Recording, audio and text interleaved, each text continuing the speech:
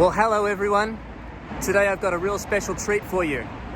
I've got a vlog coming to you from a very special place. You'll never guess where it is. So I'm gonna start by giving you a few hints, okay? First of all, it's a long way from probably wherever you are.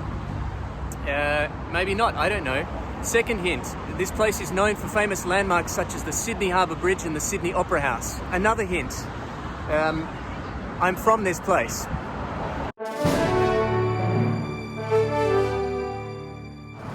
They are constantly working on the bridge. I mean maintenance work.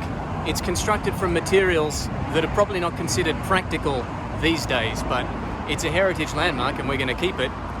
So we're painting it all the time, otherwise it goes this rusty colour. The bridge is open to the public and you can walk across it for free. You don't have to pay to do the bridge climb like these people are doing. When you're done, you can just jump on a train and get back where you started.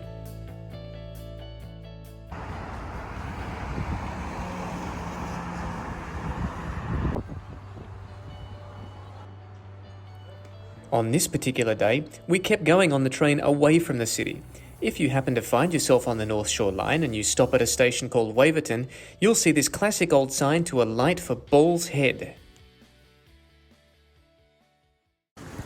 Those who brave the very short and convenient trek down from Bull's Head Reserve to the water are greeted with this view and the opportunity to take a quick dip in Sydney Harbour or the Parramatta River. This is the Parramatta River, right? Yes. Yeah. Just jump straight in. There he is. It's a bit of a cliche, but it's funny how when you return to your home country after some time living abroad, how all the ordinary things are no longer ordinary. They're kind of new again. For example, the trees. I love the trees we have here. And the sound of the birds. You probably can't hear the bird tweeting in the background now. And of course, Australia is famous for its incredible native flora and fauna. Check out, for example, Dorothy the dinosaur just hanging out in someone's front yard. We are truly blessed with beautiful native animals such as this kangaroo and this koala. Of course, no vlog about Sydney would be complete without talking about the bin chicken. This guy here is the unofficial symbol of Sydney. You can find them basically hanging around any rubbish bin, any place there are scraps of food, or anything that just generally smells like shit. Why did the bin chicken cross the road? To get to the other bin. It's Friday evening. I've been working from Australia for the last 3 weeks and now I'm officially on holidays. So the first thing I'm going to do is go catch a ferry into the city, down the Parramatta River, and grab some dinner with a friend. And you have to admit, it really is a beautiful city. That is the Parramatta River and the Sydney CBD there behind me.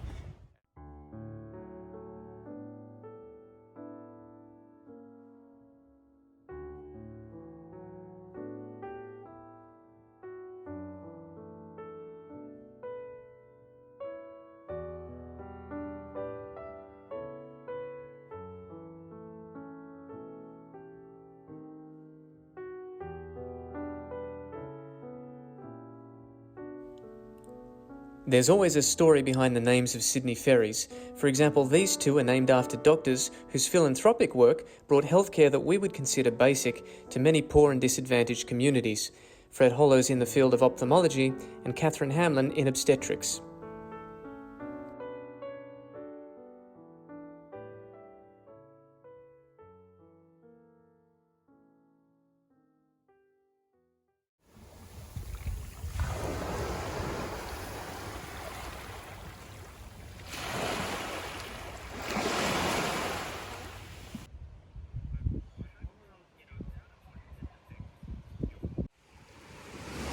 This is a very historically significant site for Australia.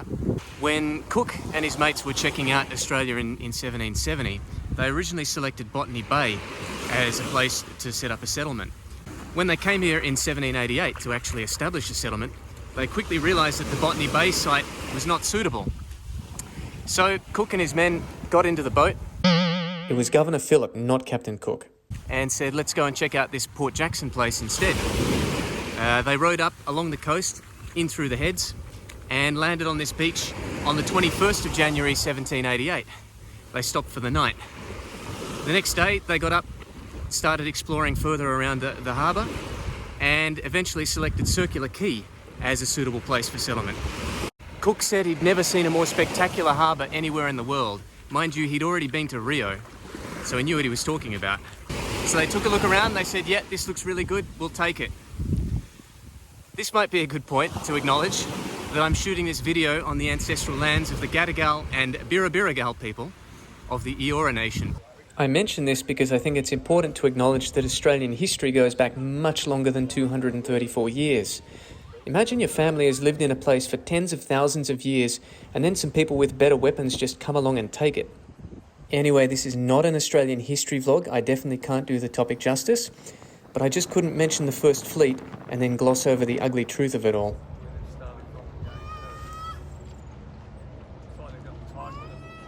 So we've just been for a walk around South Head. There's a historic South Head trail here which departs from Camp Cove and goes all around South Head to the lighthouse. As you're doing it, you'll pass a nudist beach if you like to dangle your bits in public, and you might get a glimpse of the Manly Ferry. My pro tip for how to get here is to catch the ferry from Circular Quay to Watson's Bay. And once you're at Watson's Bay, you can basically walk all around here. There's some other sites like the Gap. Let's do a quick tour of some noteworthy buildings in the Sydney CBD. The first one is not really a building. This is Pitt Street Mall, which you can walk through and just enjoy. And now I'm going to take you through the Strand Arcade.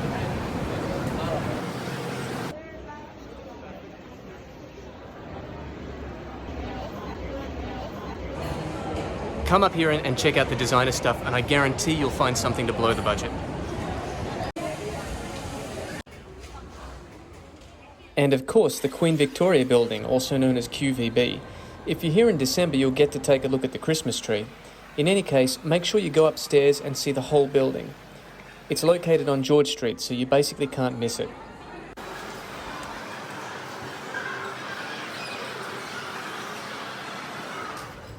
George Street, the main road in Sydney, is the first street in Australia. Originally it was a dirt track. It remained a dirt track until the 1880s when they decided to start paving it with wooden blocks.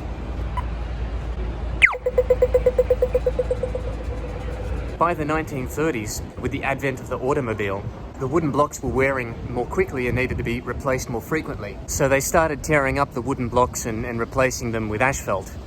This coincided with the Great Depression, so it was actually not unusual for some of the workers who would be tearing up the wooden blocks to take them home and use as firewood to heat their homes. So we just went for a walk through Wynyard train station and we'll rejoin the action in Barangaroo.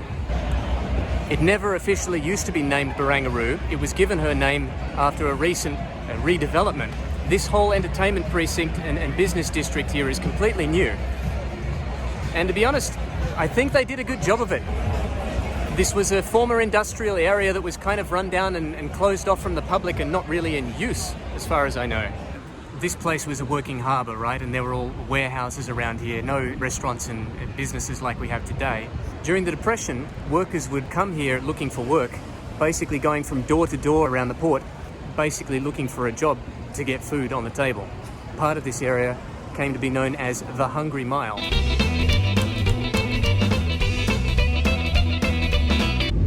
Speaking of Barangaroo, let's take a quick detour. That area was called Barangaroo, and this area, where the Opera House is called Bennelong Point. Barangaroo and Bennelong were husband and wife. They were important and influential First Nations leaders at the time that the British first came here. Barangaroo was a fisherwoman. She used to fish in these waters, and it's thought that she was respected and powerful within the community for the fact that she was a great provider. She was fiercely proud of and committed to preserving traditional ways of life and connection to the land. And this one time she was famously invited to meet some British dignitaries or officials, and she refused to rock up in Western garb, in traditional British dress. But instead she rocked up in her own traditional dress for formal occasions, which was body paint, no shirt, and a bone through her nose piercing. which stood in stark contrast from what we know of her husband, Bennelong. Bennelong is sometimes referred to as a diplomat or an interlocutor between the local First Nations people and the British, teaching them about Aboriginal culture and learning about British culture and language. He learnt English, he learnt the behaviour and customs of the British, he would dress like the British, he actually went to England on a visit, and this was a source of conflict between Barangaroo and Bennelong. They didn't see eye to eye in what their approach should be towards dealing with the British. I'm walking next to the Cairl Expressway, which is like a main road that goes directly above Circular Quay railway station. The view from up here is amazing and it's obviously free to access. There's just one really big problem. There's a main road here.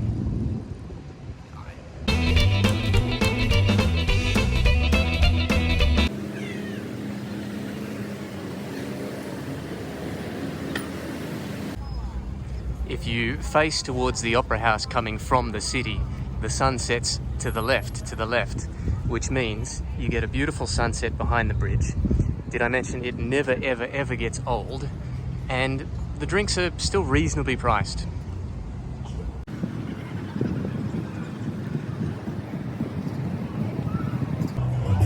I've never ever seen it this empty, especially at this time of year, just before Christmas, for obvious reasons.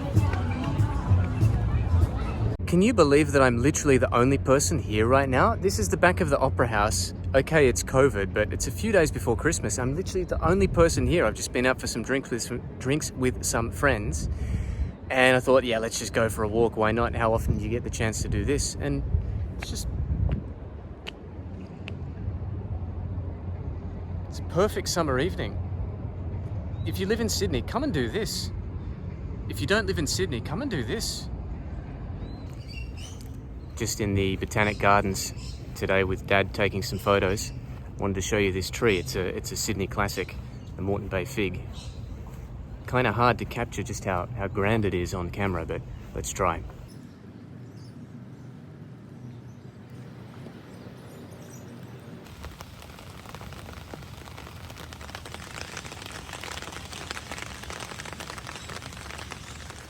And this is Mrs. Macquarie's chair. This is where you get to when you walk all the way around the Botanic Gardens and just follow the path around the water. That's it there.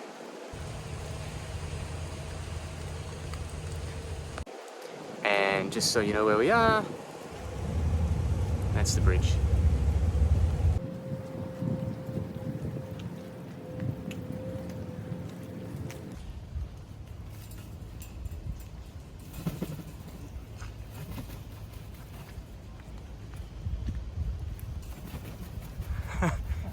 Fly the other way. That's better.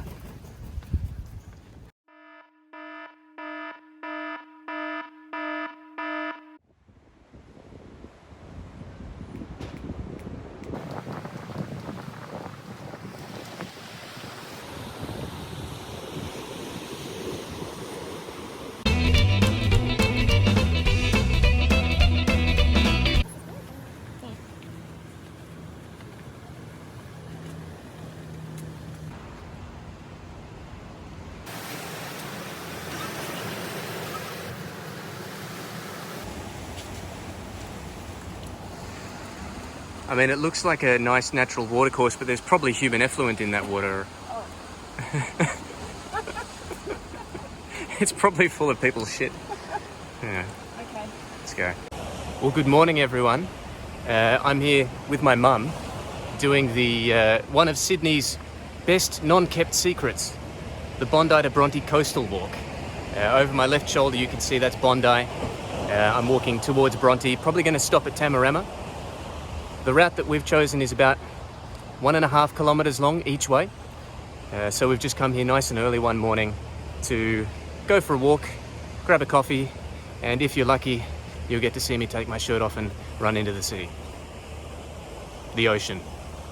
Yep. The sea. Yeah.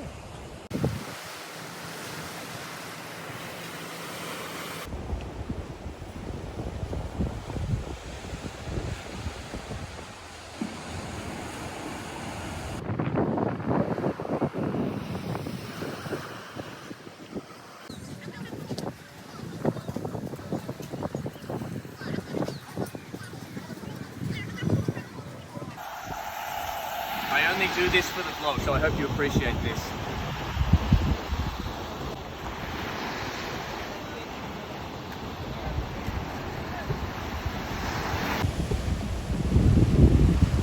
Actually quite nice. You still recording? Yeah. It was nice. Yeah. Yeah. Any Felt sharks? good. Any No sharks? sharks. Blue bottles? No blue bottles, no. Stingrays? No, Oh. nothing. Boring swim. Yeah.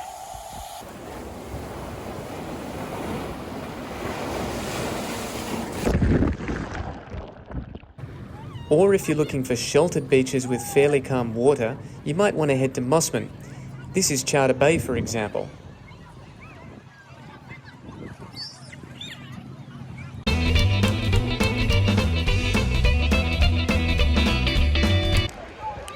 This is Balmoral Beach. A bit more active than the last place I stopped. Yeah, still fairly protected beach with lots of boats around, lots of children playing, lots of things to attract your attention. Fancy restaurant. Huge patch of sand so you can choose your spot. And the water's not bad. Well, this vlog had to end somewhere, and I think I've already outstayed my welcome. There's so much I haven't shown you, and it's really hard to know how to sign off. So, after careful deliberation, I've decided to leave you with a great big stinking cliche.